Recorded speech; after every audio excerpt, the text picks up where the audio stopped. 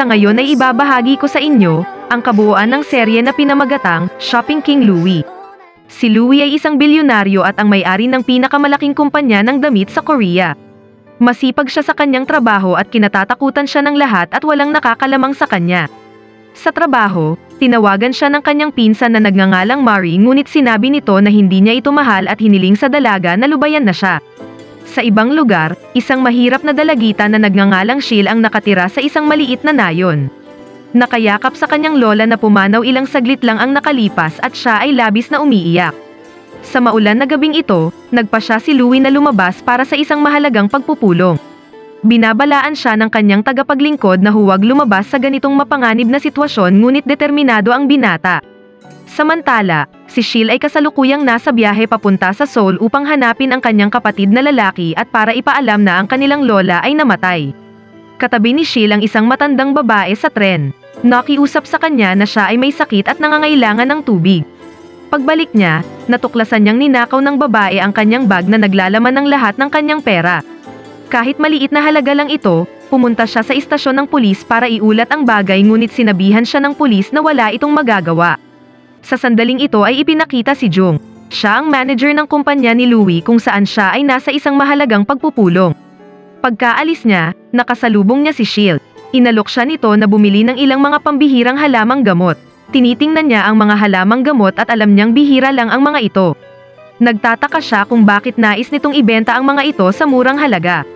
Kaya naman sinabi sa kanya ni Shil na ninakawan siya at kailangan niya ng pera. Kaya naman binili ni Jung ang mga halamang gamot sa halagang $100, pagkatapos ay ibinigay sa kanya ang kanyang numero, at sinabing makipag-ugnayan sa kanya upang kunin ang karagdagang pera at saka umalis. Sa kanyang paglalakbay upang hanapin ang kanyang kapatid, nakakaramdam ng pagkabigo si Shil, ngunit agad itong naglaho nang makita niya ang isang palaboy sa kalsada na nakasuot ng damit na kapareho ng kanyang kapatid.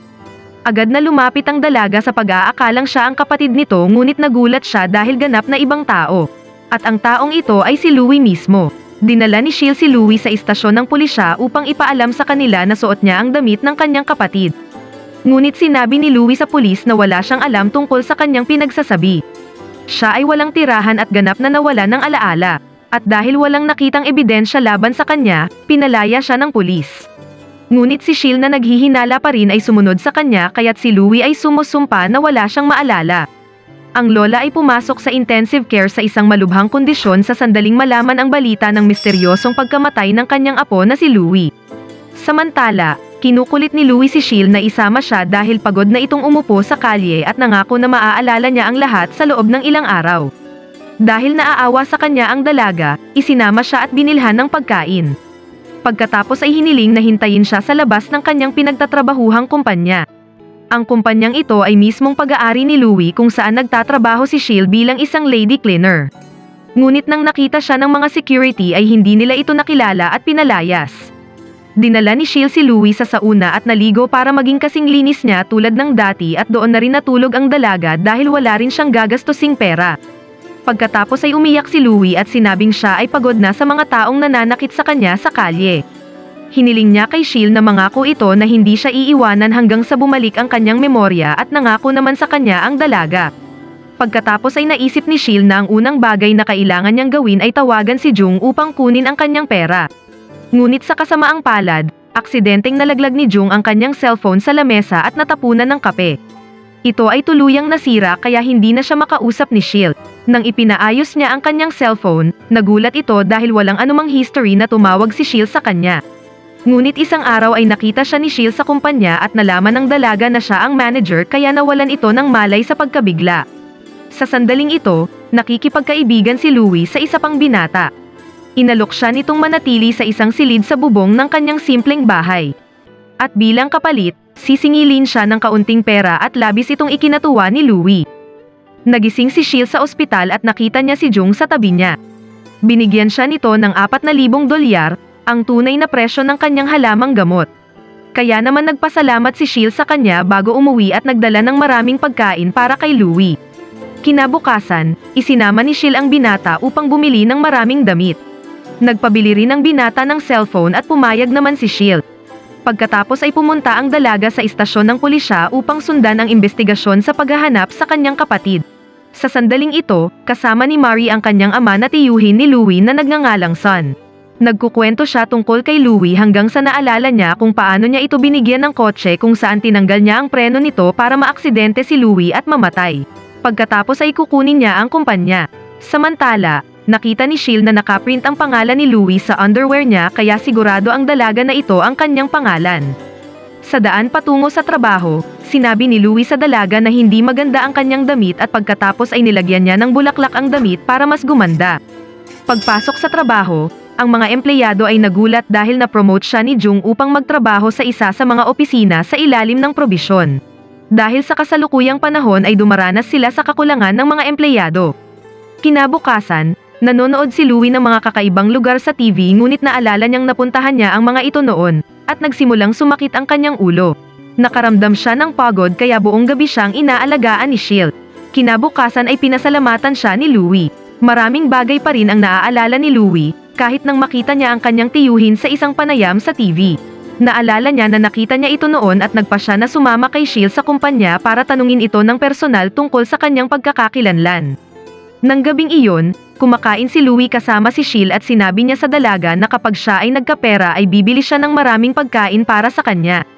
Nang pumunta si Louie sa kumpanya kasama si Sheil, nakita siya ni Jung ngunit hindi niya ito nakilala dahil hindi niya nakita ang may-ari ng kumpanya noon.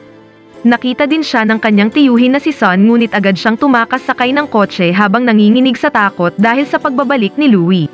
Pagkatapos ng mga pagsisiyasat, natuklasan niya na si Louie ay hindi talaga namatay at may ibang namatay sa parehong insidente. Kinagabihan, nagkasakit si Sheil at buong magdamag siyang inaalagaan ni Louie.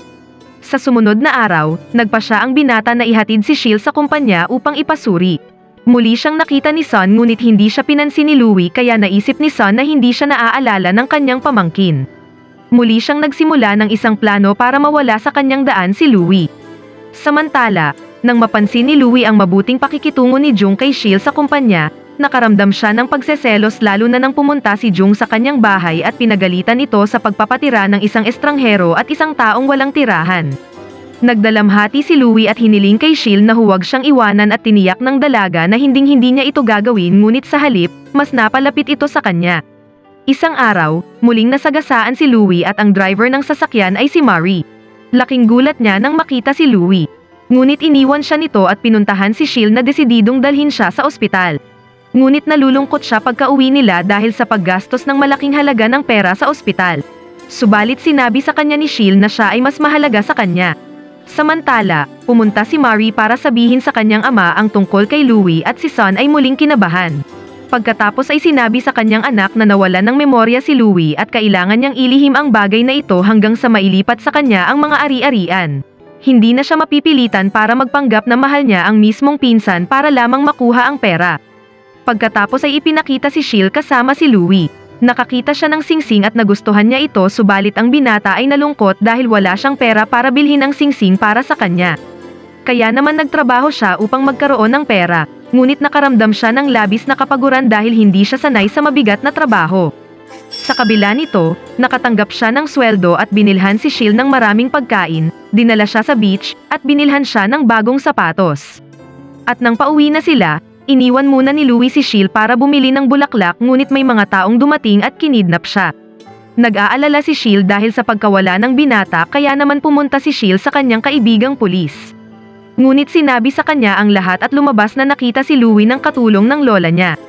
Nakumpirma ang kanyang pagkakakilanlan at nalaman na siya talaga si Louie. Pagkatapos ay sinabi sa kanya ng pulis na nakabalik na siya sa kanyang pamilya. Nabigla si Sheil at tinanong si Jung kung paanong hindi niya ito nakilala. Sumagot ang manager na walang sino man sa kumpanya ang nakakita sa CEO noon. Tungkol naman kay Louie, nang dinala siya ng grupo sa kanyang lola, kinukwento nito ang lahat tungkol sa kanyang apo at hindi siya makapaniwala na nakabalik na ito. Ikinulong ang apo sa bahay dahil sa takot na muli siyang mawala. Nagsimulang maalala ni Louie ang maraming bagay hanggang sa siya ay nawala ng malay.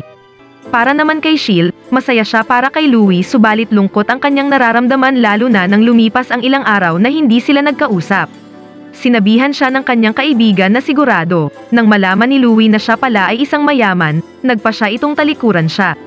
Subalit pagkatapos ng trabaho, dumating si Louie na may dalang mga bulaklak at ipinagtapat ang kanyang pagmamahal sa kanya. Pagkatapos ay pinadalhan siya ng maraming regalo at pati na rin sa kaibigan niyang may-ari ng bahay na tinitirhan niya noon.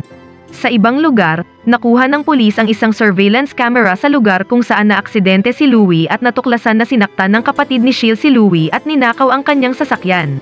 Ngunit sa kasamaang palad, ang kapatid ni Sheil ang naaksidente at namatay. Nang malaman ni Sheil ang katotohanan, napaiyak siya para sa kanyang kapatid at natatakot siya na malaman ni Louie na magnanakaw ang kanyang kapatid kaya huminto siya sa kanyang trabaho at bumalik sa kanyang probinsya. Tungkol naman kay Louie, tinanong niya ang kanyang tiyuhin kung bakit hindi nito sinabi sa kanya ang kanyang pagkakakilanlan noong nakita siya noon. Kinabahan si Son at sinabi sa pamangkin na akala niya ay hindi siya iyon. Nang malaman ni Louie na nagbitiw na sa trabaho si Sheil, labis siyang nalungkot ngunit kalaunan ay nagawa rin niyang matunton kung saan siya kasalukuyang nakatira. Ngunit hindi siya tinanggap ni Sheil at tumanggi na sabihin sa kanya ang anuman. Pagkatapos ay hiniling ng dalaga na huling pagkikita na nila ito. Labis na lungkot ang nadama ni Louie habang pabalik sa Seoul at siya ay naaksidente. Dahil dito ay naalala niya ang tunay na nangyari na ang kapatid ni Sheil ang namatay sa halip na siya. Naalala niya ang isang grupo ng mga bandido na nagpahinto sa kanya para kunin ang kanyang sasakyan. Bago siya mabugbog ng grupo, ipinagtanggol siya ng kapatid ni Sheil. Nang tumetawid si Louie sa kalsada ay nasagasaan siya ng isang sasakyan at dito siya nawala ng alaala. Patuloy na umiiyak si Louie dahil sinisisi niya ang kanyang sarili na siya ang dahilan ng pagkamatay ng kapatid ni Sheil. Ngunit nawala ang kanyang lungkot nang makasalubong niya ito isang araw sa kalsada. Agad na lumapit si Louie sa kanya at niyakap. Sinabi sa kanya ng kapatid ni Sheil na tinutulan niya ang kanyang mga kaibigan sa pagnanakaw ng kanyang sasakyan kaya iniwan siya ng mga ito. Hindi siya sumakay sa kanila at sa kabutihang palad ay hindi siya kabilang sa aksidente na ikinamatay ng lahat ng kanyang kaibigan na lula ng sasakyan. Dinala siya ni Louie kay Sheil at nabigla ang dalaga nang makita ang kanyang kapatid na buhay pa pala. Samantala, si Son ay nagi-guilty kaya nagpas siyang aminin ang lahat kay Louie. Nanumpa siya sa kanyang pamangkin na hindi niya ito intensyon na patayin ngunit gusto lang niyang masugatan para siya na ang bahala sa kumpanya. Napakabusilak ng kalooban ni Louie kaya napatawad niya ang kanyang tiyuhin. Nagtatapos ang drama sa pagiging mabuting kaibigan ni Louie. Ibinigay niya ang kanyang bahay sa kanyang driver at bumili siya ng mas malaki at mas magandang bahay. Pagkatapos ay niyaya niya si Sheil na kumain sa kanilang lumang bahay at nang buksan nito ang takip, nagulat siya sa isang singsing at si Louie ay nag-propose sa kanya. Dito na nagtatapos ang kabuuan ng serye. Nawa ay nagustuhan niyo ang kwento.